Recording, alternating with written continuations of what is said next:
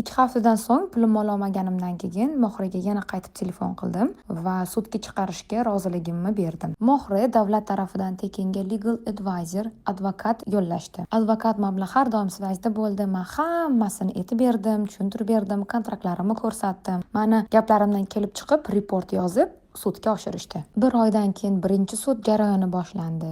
Hayitgancha Birlashgan Arab Amirliklarida sud jarayonlari faqat arab tilida bo'lib o'tadi. Yana bir oydan keyin ikkinchi sud jarayoni, undan keyin uchinchi va meni baxtimga 3 yil sud jarayonida ham kompaniya ishtirok etmadi. Bu sudga juda katta behurmatlik hisoblanadi va kompaniyaga jazo sifatida 6000 dirhamni 2 baravar miqdorida kompensatsiya qilib qaytarib berish qarori chiqarildi. Sud kompaniyani avtomobillariga arest qo'yib, Centralniy bank orqali 12000 dirhamni, $3000 pulni o'zini shotiga o'tkazib, menga chek yozib berishdi. Men u chekni bankka borib yechib oldim va ullalla men sudda yutib, pulimni 2 baravar qilib qaytarib oldim. Siz meni o'rnimda bo'lganingizda nima qilardingiz? Kommentariyada yozib keting, menga juda ham qiziq.